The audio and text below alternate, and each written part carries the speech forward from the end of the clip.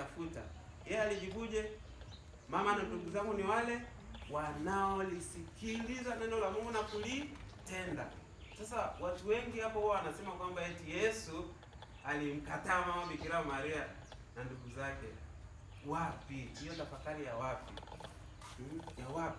Alichokisema Yesu hapa hajamkataa mama yake kwa mama Bikira Maria kama ni mama yake. Ila alichokisema Yesu kasema kwamba wanao mama yangu na ndugu zangu ni wale wanaolipokea nani? Neno la Mungu na kulitekeleza na kulitenda. Sasa kwani jamani, logic ya kawaida, mama Bikira Maria hatekelezi neno la Mungu? Hajapokea neno la Mungu? Wakati malaika Gabriel anaongea naye, hakulipokea lile neno? Hakulipokea. Si baadaye katika 38 anasema mimi ni mtumishi wa nani? Wa Bwana, na iwe kwangu kama ulivyosema. Maana yake amelipokea, ni mama yake, hajamkataa. Mfano wa 4, harusi hapo Kana. Sasa tunaamia katika Injili ya Yohane sura ya 2, aya ya kwanza ya pili, aya ya kwanza hadi ya 12. Harusi ya Kana pia.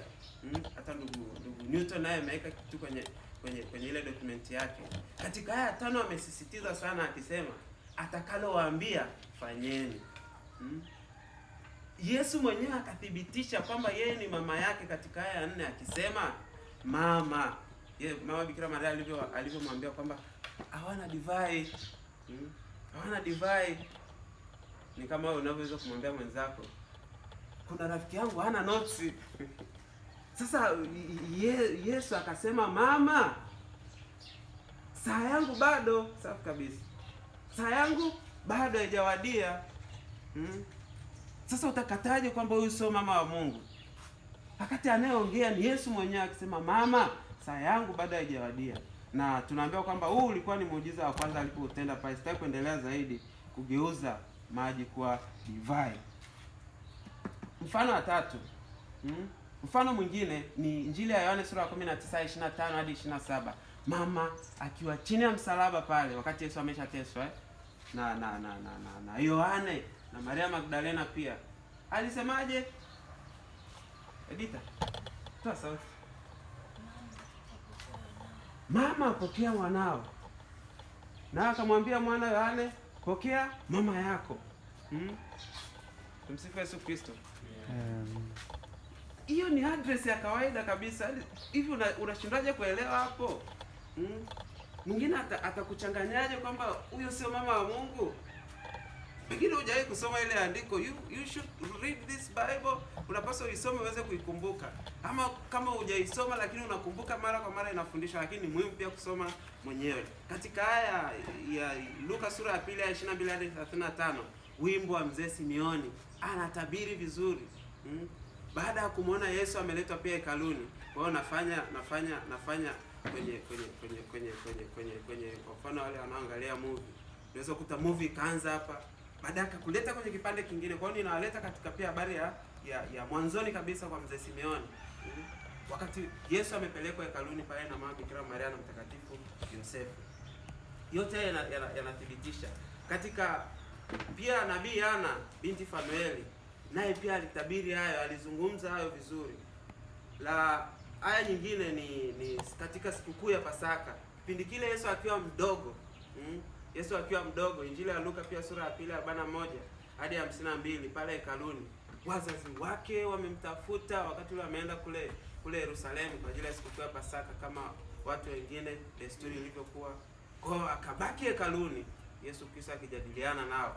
Baadaye akarudi wakamtafuta siku 3, alivyompata akamwambia, mwanangu, mimi na baba yako tumekutafuta sana. Akamwambia, ukujua kwamba nilipaswa kuwa katika nyumba ya baba yangu? Kwa hiyo yote anadhihirisha kwamba yeye ni nani? Ni mama wa Mungu. Lakini pia katika siku ya Pentekoste, Matendo ya Mitume sura ya 1 aya 14, mama Bikira naye alikuwepo wapi? Kwenye chumba cha juu, na mitume wengine wakiwepo pia, watu jumla ya 120. Sasa katika kumalizia, tuangalie sasa mapokeo ya kanisa kuhusu mama wa Mungu. Kwa haraka tutamalizana na kipengele cha mwishoni. Njia ya msalaba. Katika njia ya msalaba, kituo cha 4, Yesu anakutana na nani? Na mama yake. Read this Bible.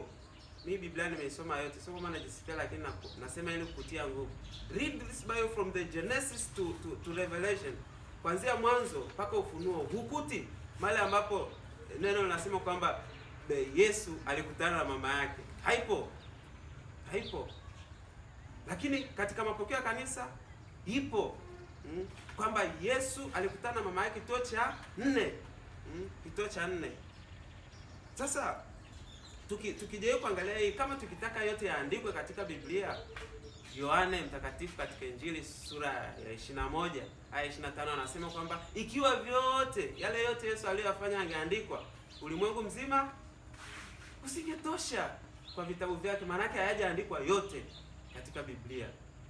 Ndio maana hata mimi hapa hivi ni vitabu vichache, nimekuja na vitabu 4 hapa. Lakini hapo mengi ambayo anazungumzia kuhusu mama Bikira Maria tofauti na hivi ambavyo vipo katika vitabu hivi hapa. Kwa hiyo usihangaike eti hiki hakijaandikwa kwenye Biblia lakini kwenye mapokeo ya kanisa kipo. Kwa mfano nilikuwa nasoma kitabu kimoja cha Padre Cadillo. Namjua yuko hapo Francis, ndio? Padre Cadillo kitabu chake kimoja kinaitwa Mateso ya Yesu, kifo cha Yesu kihistoria na kisayansi. Sasa kuna sehemu ametolea nilishangaa kitu cha ajabu sana. Ameweka mpaka jina la mtu mmoja anaitwa Dives. Wewe ushawahi kumsikia Dives? Ushawahi kumsoma kwenye Biblia mtu anaitwa Dives? But he is there. Lakini haipo hapa. Kwenye mapokeo ya kanisa Katoliki ipo. Ni ule mfano wa Lazaro. Tajiri na Lazaro. Yule maskini ni nani? Ni Lazaro. Yule tajiri jina lake ni nani? Ndio huyu Dives. Kingine nilichokiona kule ni jina Gesmas pale msalabani. Wale wawili waliosulubishwa pamoja na Yesu kulia na kushoto. Unamjua tu Dismas, right? Ulisha kumsikia Gesmas? Sasa ndio leo ujue. Hautakuta kwenye Biblia kuhusu Gesmas, lakini ipo. Nisoma pia kwenye hicho kitabu cha Padre Cadillo. Kwa hiyo ndugu yangu, sio kila kitu ambacho kimeandikwa katika Biblia. Tunaposoma vitabu mbalimbali, maandiko mbalimbali ya Kikatoliki ndipo tunaweza kugundua hayo. Kwa hiyo ile spirit ilikuwa anaambia siku ile kwamba tusichoke kujifunza. Katika kituo cha 13 pia cha njia ya msalaba, Yesu anashushwa msalabani, anapewa nani? Bikira Maria. It is not there in the Bible. Haipo katika Biblia hii. Haipo. Fungua kuanzia mwanzo mpaka Ufunuo, is not there. Haipo.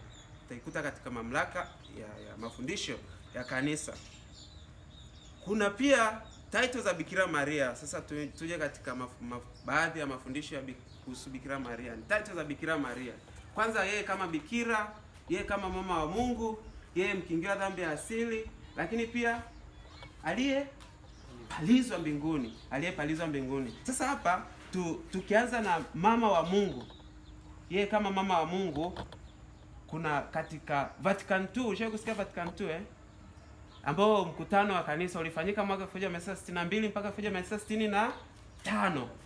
Pale sasa ndipo baada ya zile dokumenti zote kutolewa 16, mama kanisa akaturahisishia, akatupa katekisimu ya kanisa Katoliki. Hii angalau ndio tunaweza tukaitumia. Sasa katika hii Vatican II kuna document moja inaitwa kwa Kilatini Lumen Gentium. Sema Lumen Gentium. Hilo neno la Kilatini linalomaanisha kwa Kiswahili kwamba mwanga wa mataifa. Lumen kwa Kilatini inamaanisha mwanga. Gentium, mataifa. Unakumbuka kwenye Biblia pia wa Gentile, right? Hata kwa Kiingereza Gentile. Sasa kwenye Lumen Gentium LOG. Kwa hiyo ukiona kote imeandikwa LOG katika mafundisho ya kanisa Katoliki inamaanisha Lumen Gentium, mwanga wa mataifa. Manake fumbo la kanisa linasemaje kuhusu mwanga wa mataifa? Inasema kwamba Lumen LOG 53 inasema Bikira Maria aliyepokea kwa ujumbe wa malaika neno wa Mungu na kuletea ulimwengu uzima anatambuliwa na kuheshimiwa kwa kweli